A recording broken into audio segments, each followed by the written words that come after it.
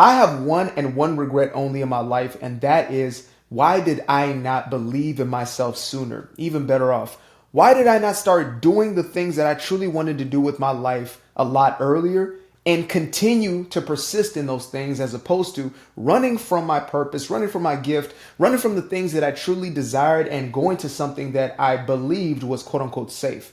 That is the one regret that I will always hold. And so it's the one message that I continue to reiterate to anybody who I come into contact with that has any sort of aspiration for their life. Like, it doesn't matter if you don't know what you want to do with your life, or you don't know what your purpose is, you haven't explored your gifting yet, or you're so suppressed in the area of authenticity that you don't even remember what you're into, right? You don't even know what you like.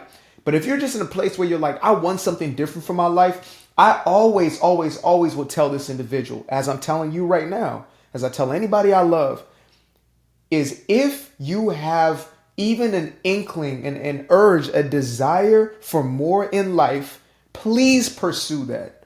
Like, this is your heart telling you. And your heart is far more intelligent than your brain is. I know we've been told that intellect is everything, right? The brain is the end all be all. But in truth, and we're now finding this out backed by science, that the heart is significantly more intelligent. It is a literal source of intelligence. So it has understanding and it has processing abilities of information, etc.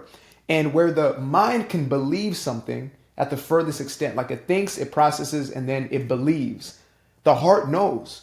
And so your heart will guide you to the very things that are actually the most authentically you, like the most uniquely yours. When I discovered that I had this gift per se, right?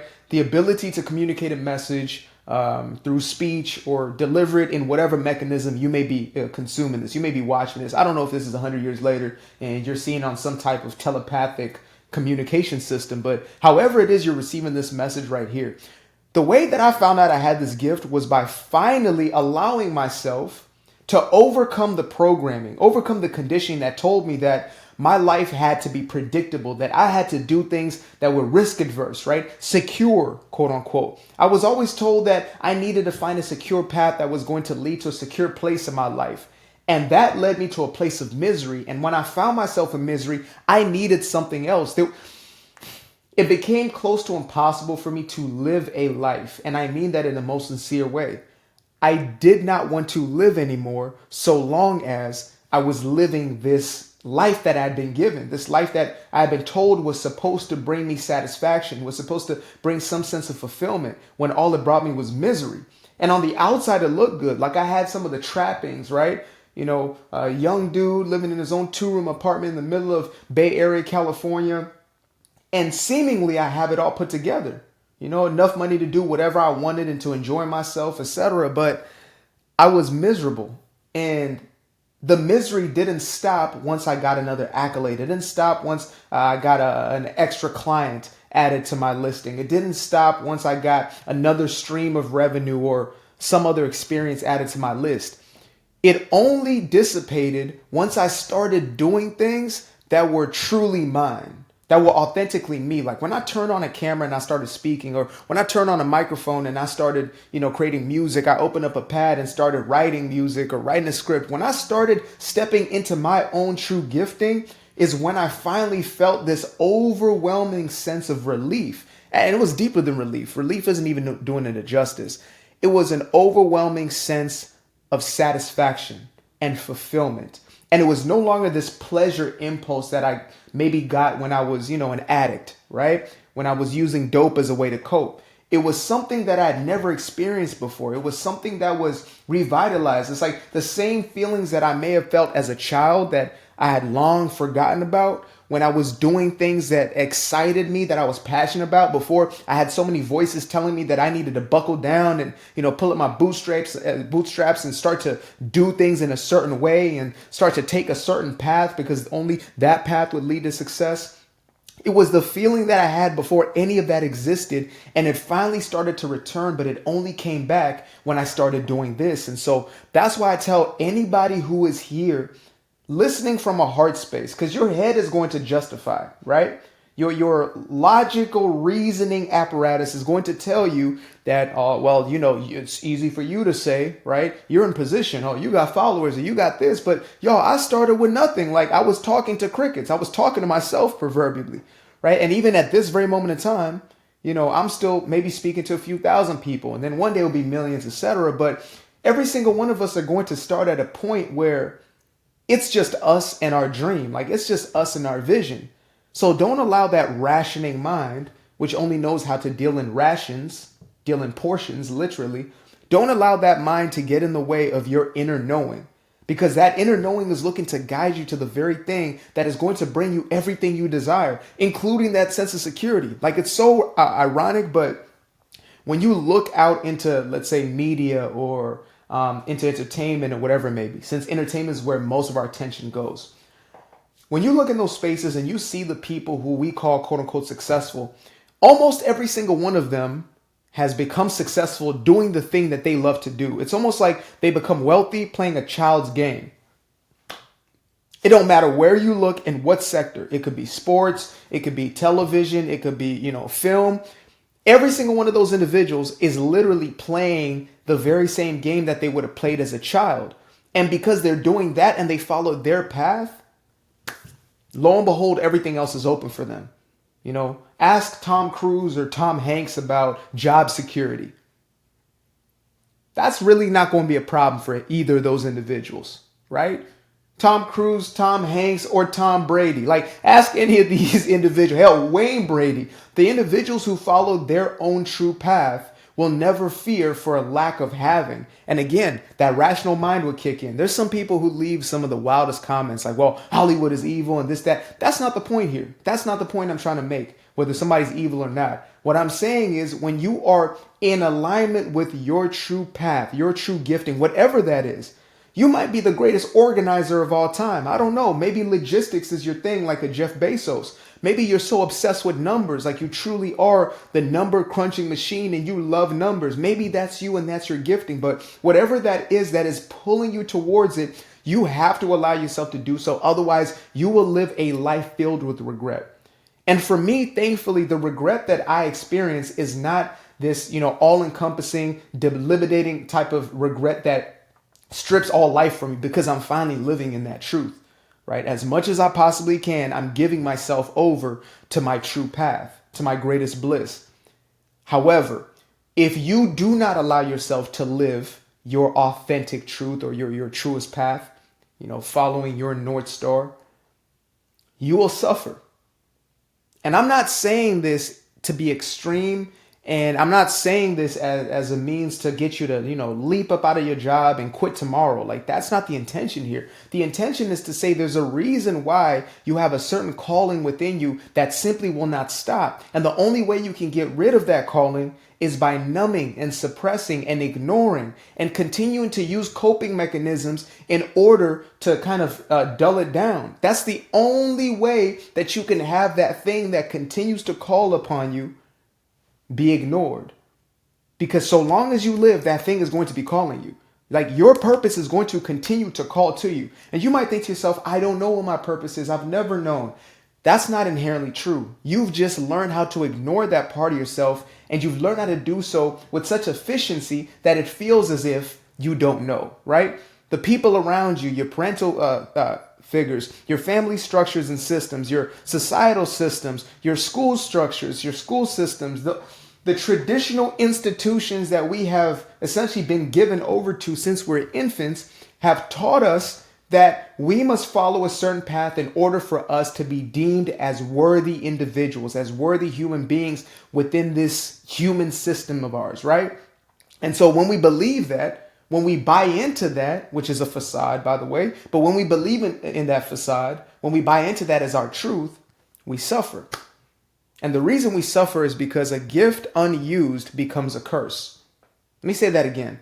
A gift that is unused becomes a curse. In the same way, if you have a limb that you never use, right? If you have the ability to use a limb, but you don't use it, it starts to atrophy, which means it starts to lose its muscle or its ability of movement, of natural movement. And eventually that limb is going to become a burden upon you, right? You see some individuals who, overconsumption of food and end up overweight. And then they're sitting on their behind all day long for years on end. And now their legs are giving out. Their legs become a burden to them. Their body literally becomes a burden upon them. And this is what happens with the gift that goes dormant, that lays within there and nobody wakes it up. It stays there and it atrophies and it starts to become a haunting process.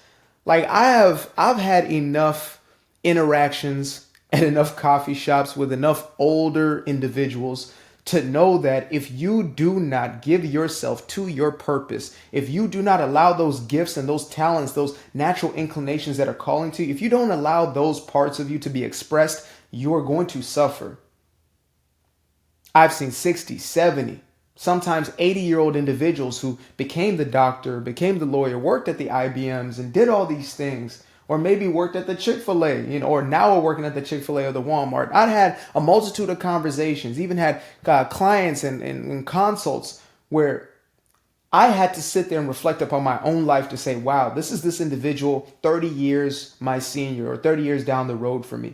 Am I willing to give myself to fear, to give myself to this false sense of security, to where 30 years later, I'm now living with this deep-seated regret of never having lived the life that I wanted to live?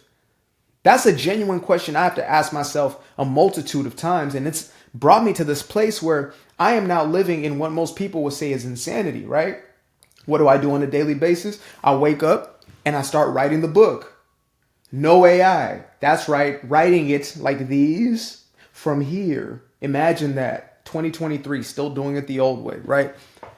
I write the books, I film the videos, I record the music. Like, my life has simply become given over to my greatest gifts. And you may be thinking to yourself, well, that's not sustainable. How can you profit from that? That's the narrative that you have been programmed into. They have programmed you into, well, how am I going to be secure? How am I going to take care of this? How am I going to take care of that? And then, how am I going to be perceived by other people if I do this? Oh, they're going to think I'm a loser. They're going to think I'm a nobody because I'm not in their little box. I'm not in their little structure. I used to be so embarrassed just to tell people what it is that I did. I used to be embarrassed that I was an artist, a creative. And so I thought it was more impressive to tell them that I'm a digital marketer, which I was for about 7 years. But even after that, I was so afraid to just say, hey, you know what? This is what I do. I'm an author. Right? I'm a creator. I'm an artist. Like, that's what I do. That's who I am. I write screenplays. I act, whether it's on my music videos or if it's, in front of a lens or whatever. Like, this is who I am. And I'm even still in the process of completely embodying and accepting who I am, as opposed to having the world tell me who I am. And, you might look at my channel now and say, well, now you're monetized and you got this. Like, bro, this came from me giving myself completely to this process, as opposed to running back to what I was familiar with, running back to those comfortable spaces, the quote unquote comfortable spaces, those quote unquote secure spaces, which were really from a state of insecurity. I was looking to control my surroundings by doing things that looked or were perceived by others to be worthy, as opposed to doing those things that were truly and uniquely my own. And so now here we are. And here I am about to shamelessly plug my first published book, Doing Me Guilt-Free. Make sure to get yourself a copy of one of these. I know you will at some point in your life, whether it's right now through one of these or a recommendation from a friend, etc. But that was the first published book that came out of me when I allowed myself to not only finish a manuscript, because that's always been relatively simple for me to actually just write the thing, but to actually say I am an author who deserves to be published. That was an entirely different process. That was me overcoming a lot of these, social structures or these childhood programs that I got within my own household, within a household of individuals who are so used to hiding their voices, hiding who they truly were from the world, that to write a book was probably the most frightening prospect you could ever imagine, let alone the programs of, oh, is it going to sell? Are people going to be into it? What if people hate it, et cetera, et cetera? So if you have that calling, any calling, a yearning, a desire that there's more in your life, please explore that. Get into that meditative space. Allow yourself to be removed from all the devices. Even if it means stop listening and watching my videos, so be it. Go into a space where you are with yourself, by yourself. I'm not talking about with Instagram, with this, that, and the third. No, you and you. Explore what it is that is trying to make its way up out of you. That's simple. And it will show itself. And it will at first be terrifying, only because you're not used to it, right? The heart is not the one that is terrified. It is the body that has been programmed into being scared or frightened or anxious about a quote unquote insecure future. But when you're stepping in line with your purpose, when you are in your gifting, there is no uncertainty in that. As my homegirl Carrie Nicole says, like, it feels like insecurity, but truly it's the most secure path that you have. The most secure path you have is stepping in line with your gifting, because that is what's going to make room for you. Not trying to get all biblical on y'all, but if you wanted to get into them scriptures, the gift will make room for you. The gift will increase your capacity. The gift is going to make the path for you, period. So tap in with yourself. Stop avoiding yourself. You know what I mean? Even if it's to listen to me, I'm no wiser than you are. In fact, you are the wisest voice that you will ever have within your life ever. Even at this very moment in time. Because only you know what is within you, period. So I appreciate y'all for tuning in. Make sure to sub to the channel. Do all the good things. Whoop-de-whoop-de-wop. Get yourself a copy of Doing Me Guilt-Free. Guilt-free plug right here. Boom. Get yourself a copy of one of these. It's going to be a transformational piece of property that you will own. So click the link in the description below to get yourself one of those. And until the next time, namaste. Namaskar.